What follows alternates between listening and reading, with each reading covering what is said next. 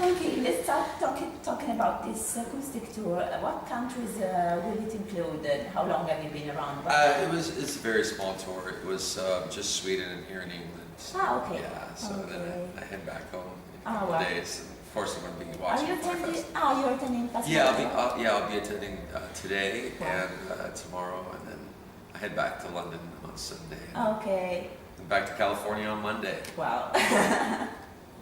So, what are the main differences between performing acoustic versions and original versions of song? Which one? I think it's more of an intimate, environment. It's not very loud. It's just very, it's stripping down the songs to their basic forms. So it's kind of, it's hard in one sense, but it's also a lot easier too. But I don't know. It was fun. It was a great trip, great journey. Yeah, it was really. So, getting to the release of your new album, what's the meaning of "Be a Huge Part of My Revolution"? What do you hope to achieve through that, and what's your opinion about the music industry nowadays? Well, the "Be a Part of My Revolution" is the campaign that I'm starting to have. The fans help me finance this new album. It's always an expensive endeavor when you make a new album, and I don't have a record company or a management company financing. It all comes out of my own pocket, and so I needed the help of the fans to help get this album finished, and so I'm going to do something a little bit special for those that are partaking in this campaign. There's going to be a limited edition CD, because the official release is probably only going to have 10 or 11 songs, but I'm going to be putting probably up to 16 songs on this limited edition CD, so as a thank you for those who are helping me get this album released. But And how long will it take, in your opinion? How can we expect your album to be released? Well, for the campaign, it should be released before the end of the year. I'm almost done with the album, but there's still, I got to do photo shoots. We have to master it. We have to print it and all that stuff. But so I would say for the campaign, that limited edition CD will be out before the end of the year. Official release, it all depends. I'm gonna, I have to find a company to license it. And sometimes it takes a while because of negotiations and stuff like that. But really looking forward to it. Yeah, so much. It's gonna be good. I'm very excited about this new album. I mean, there's a lot of new things, but it's to me, I think it's one of the most melodic albums I've ever done. Wow. And I've taken what people have said, for the last album, like I've heard people say, "Oh, you don't have enough keyboards on the last album," or "You don't have ballads." So there's gonna be keyboards, there's gonna be ballads, but it's very heavy still, but it's very melodic.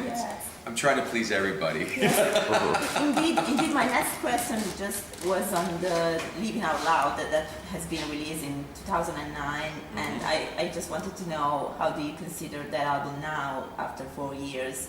As we found it much more powerful, much harder than the previous one. So it's still my favorite album, but it won't be after this one. This new one is Okay. released, because this one is.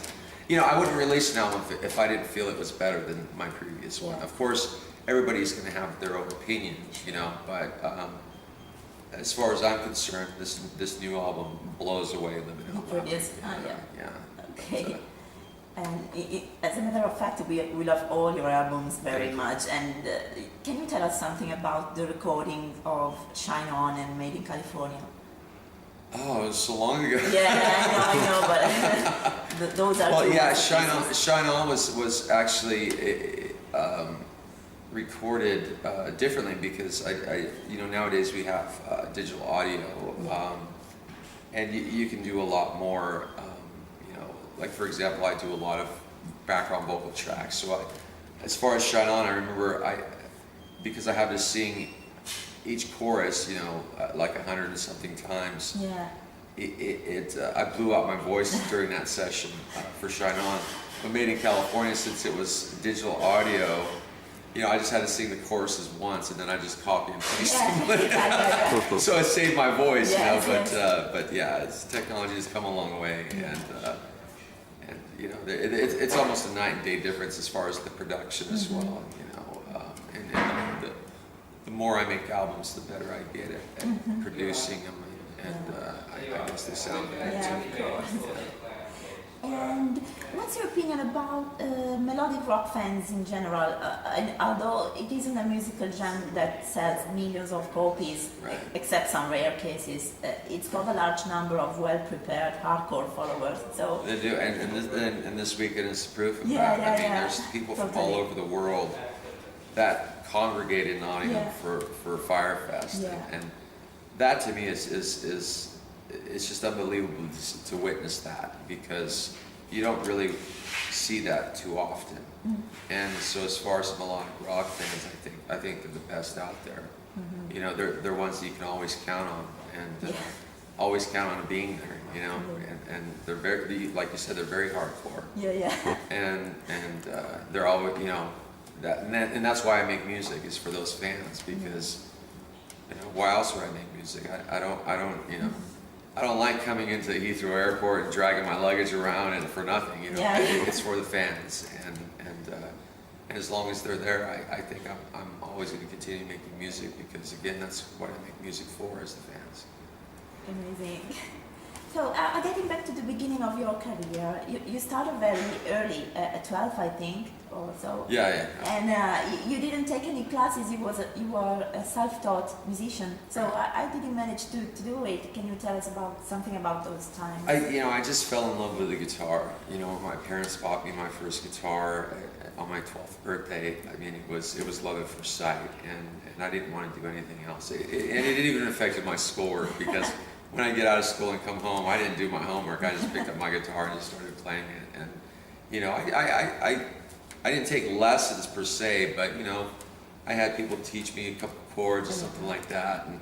And I guess I was just too lazy to learn like other people's songs. I just wanted to write my own. So, and I think I'm very happy I went that route, because I feel like I'm a pretty strong songwriter right now.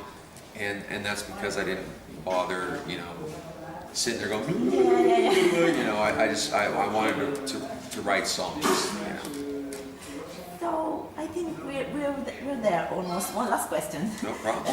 What are your favorite artists, songwriters nowadays? And if you could steal one song from them, which one would you choose? As far as the song, I would have to say it'd be "Living in a World Without You" by the Rasmus. That song is amazing. Yeah. And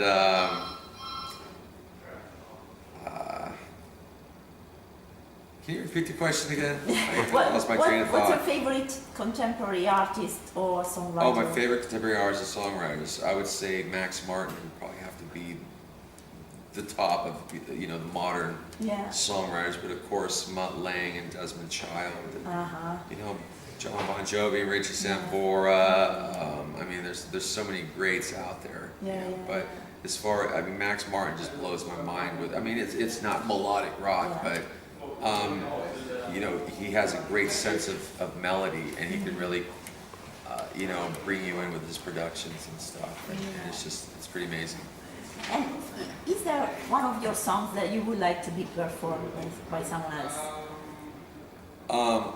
Any of them. I mean, as long as the royalties are good.